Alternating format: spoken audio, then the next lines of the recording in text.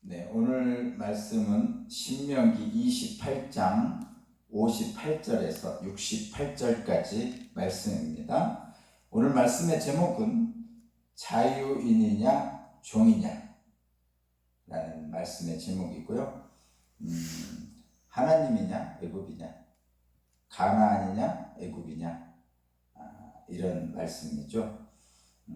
좀 풀어서 얘기하면 신약 성경에서 말씀한 것처럼 더 이상 종의 멍에를 매지 말라.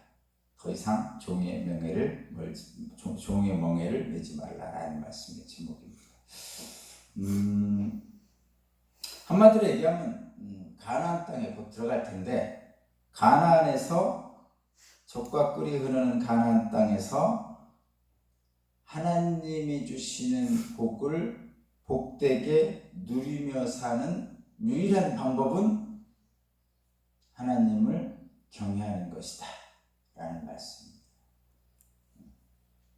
제목이 지금 말씀드린 것이 오늘 말씀의 핵심이고 그렇습니다. 자유이냐 종이냐, 많은 분들이 이런 말씀을 드리면 똑같은 표현 중에 하나가 의인이냐 죄인이냐 이런 거 비슷한 반응을 보입니다. 자유이냐 종이냐, 의인이냐 죄인이냐. 성경적으로 보면 우리는 세상에 종사를 하고 있고, 성경적으로 보면 우리는 죄인이잖아요.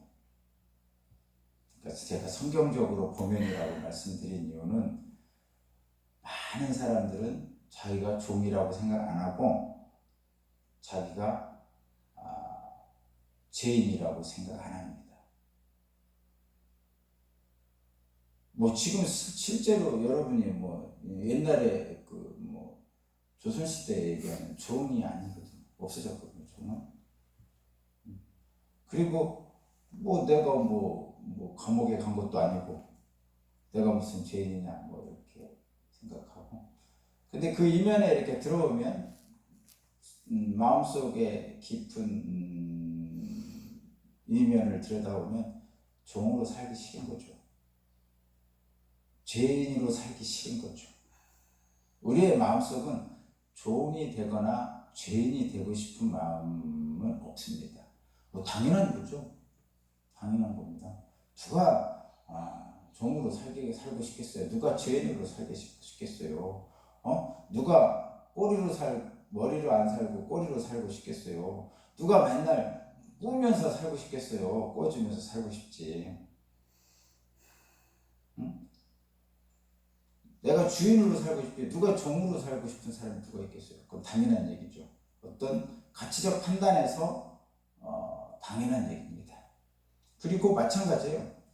의인으로 살고 싶지 죄인으로 살고 싶습니까? 당연히 의인으로 살고 싶은 거죠.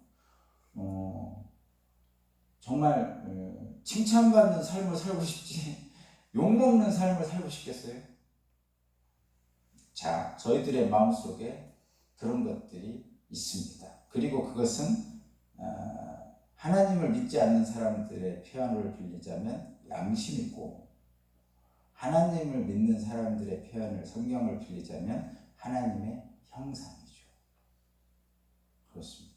그리고 우리들 마음속에는 그런 선한 마음들이 늘 있어요. 다만 돈에 울고 사랑에 울고 이런 것이죠.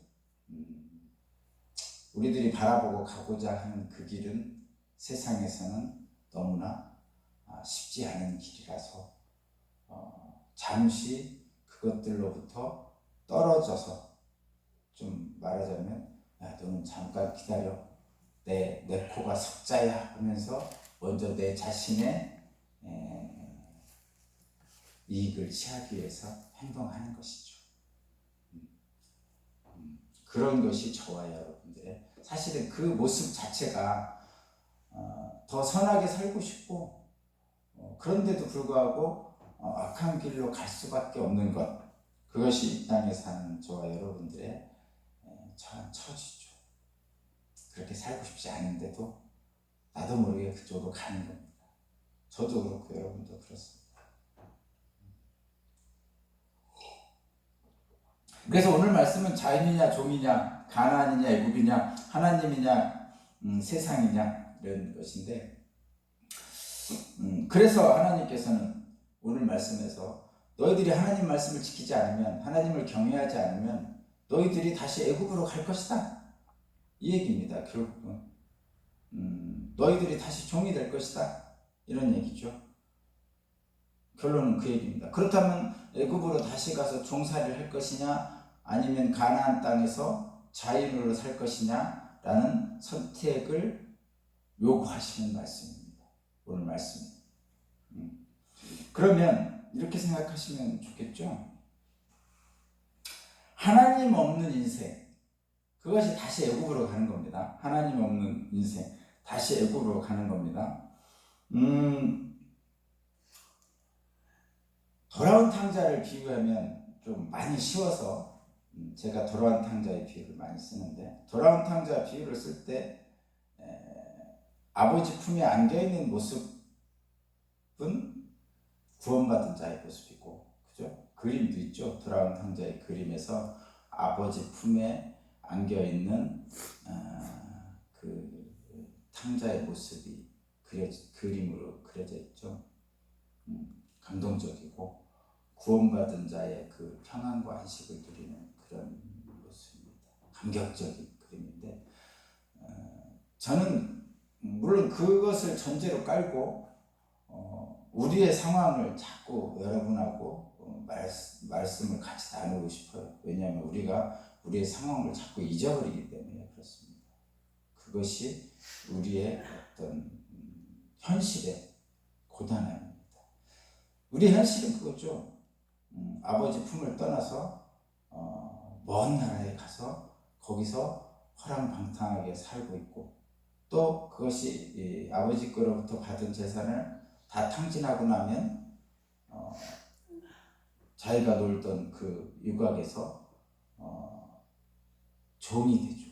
그리고 돼지 치는 일을 하고, 먹을 게 없어서 돼지가 먹는 돼지 여물을 먹는 그런 상태가 되는 것이죠.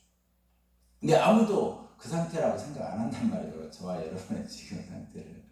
그래서 그 상태에 대해서 자꾸 여러분과 그 말씀을 나누는 이유가 그렇습니다. 그것이 죄인의 현실이고 저와 여러분들의 현실이긴 합니다. 심리적으로 그렇다는 얘기예요. 누가 쥐염 열매를 먹습니까? 누가 돼지 여물을 먹습니까? 요즘 같은 때 외식해봐요. 얼마나 맛있는 것들이 많습니까? 근데 무슨 우리가 돼지 쥐염 열매를 먹습니까? 돼지 여물을 먹습니까? 이렇게 항변하는 분들이 있습니다. 근데 진수성찬을 차려놓고 혼자 하는 거죠. 우리의 현실이 그 엄청나게 큰 식탁에다가 진수성찬을 쫙 차려놨어요. 한 10m나 되는 식탁에다가. 주변에는 시중 드는 하인들이 쫙 늘어서 있습니다. 근데 나 혼자 먹고 있어요. 아내도 없고 자식도 없고 친구도 없고 지옥. 그게 우리의 현실적인 어떤 그 진수성찬을 차리기 위해서 애쓰는데 실제로 함께 기뻐하며 즐거워할 사람이 없는 겁니다. 하나님 없는 인생이라는 거죠. 하나님 없는 인생은 다시 애국으로 가는 겁니다. 낯선 땅에서 알지 못하는 우상을 섬기며 종이 되어 사는 거죠. 그래서 하루하루가 견디기 힘든 세상이죠. 탕자의 낯선 나라, 먼 나라의 삶이 그렇습니다. 그래서 불평, 불만이 있고 원망과 미움이 있고 거짓과 불안이 있고 다툼과 전쟁이 있고 친구는 없고 원수만 있는 거예요. 그것이 우리들의 그 현실인데, 근데 이런 현실을 하나님께서 불쌍히 여기셔서 구원하시잖아요. 그래서 애굽 땅에서 너무 압제당하던 이스라엘 백성들이 하나님께 부르짖었어요. 살려달라고.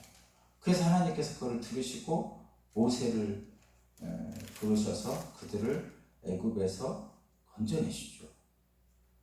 그래서 광야로 들어왔어요. 그런데 광야로 들어온 인간들, 이 표현을 여러분 꼭 기억하셔야 돼요. 사람들은요, 처음에는입니다. 처음에는 자유가 부담스럽습니다. 왜냐하면 자유는 내 스스로 뭔가를 결정해서 행해야 되는 것 때문이죠. 애굽에서 종살이 할 때는 내가 결정하고 행동할 일이 별로 없어요. 그냥 바로왕이 시키는 대로 벽돌만 만들면 됩니다. 그러면 어쨌든 풀뿌리 죽이라도 먹여줬거든요. 물론 바로왕의 목적에 따라서 먹여줬겠죠. 살려주는 이유도 다 바로왕의 목적에 의한 거예요. 그게 종이죠. 근데 광야에 딱 나오면 어떻게 해야 됩니까? 위에서 시키는 사람이 없어요. 그래서 어떻게 하냐면 처음에 나온 광야에 나온 사람들은 불평불만이 많습니다. 그러면서 모세한테 얘기하죠. 니들이 모세에게 네가 우리를 이곳에 광야로 데리고 와가지고 우리를 죽이려 하는구나. 우리가 애굽에 있을 때는 고기국에다가 풍성하게 먹었건을 하면서 막 그렇게 하잖아요. 성경에 보면. 근데 실제로 그렇습니다. 초기에는 자유를 얻잖아요. 종이 초기에는 자유를 얻잖아요. 그러면 자유를 부담스러워합니다. 아니, 자유가 싫어요. 차라리 종이 좋은 거죠. 종은 주인이 죽지 않을 만큼이라도 먹여주거든요.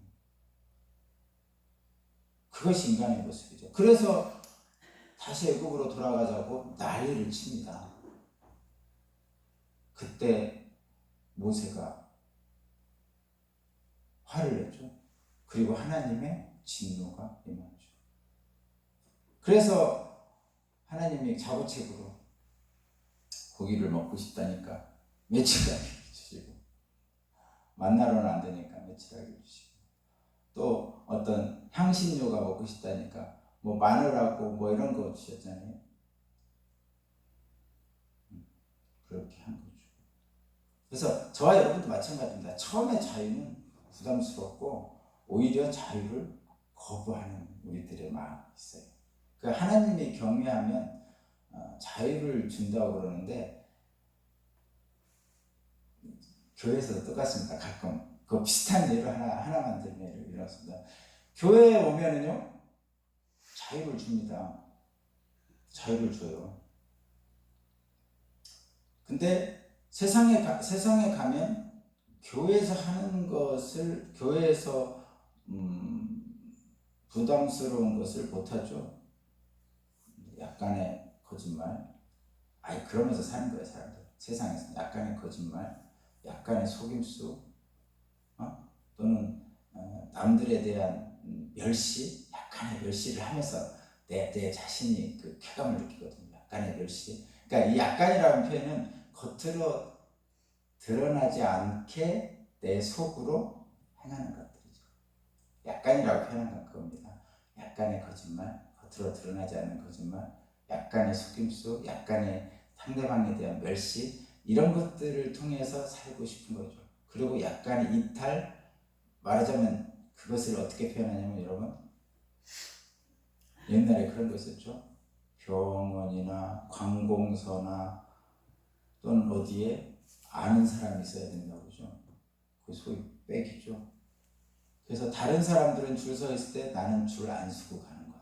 그것이 우리들의, 인간들의 그 속마음, 그런 것들 다 있어요. 그런 것들입니다. 일종의 그렇게 살고 싶은데 교회에 오면 줄 서라고 그러죠. 야, 너 돈 많아도 줄 서. 권력 있어도 줄 서. 이렇게 얘기하죠. 어쩔 수 없는 경우는 있죠.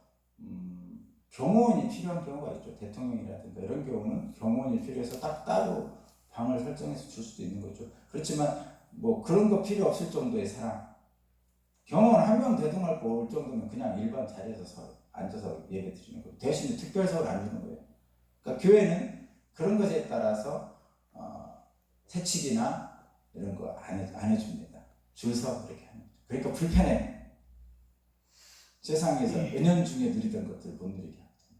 그래서 교회는 불편합니다. 근데 그 불편이 처음에만 불편한 거죠.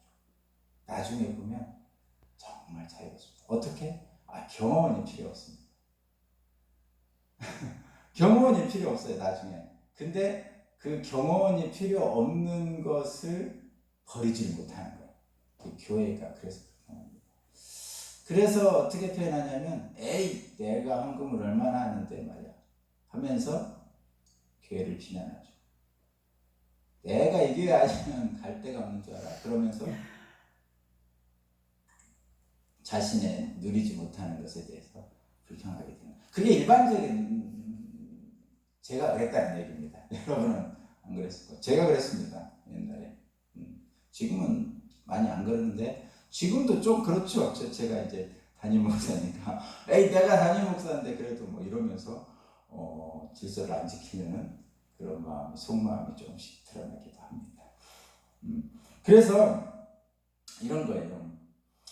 자꾸 애굽으로 돌아가려는 인간의 죄성이 우리들에게 있단 말이에요. 근데 그것을 이기기 위해서는 처음에 자유가 불편해요. 애굽에서 나와서 광야에 있을 때 조금 불편합니다. 오히려 독재자인 바알의 통치가 편하다고까지 말합니다.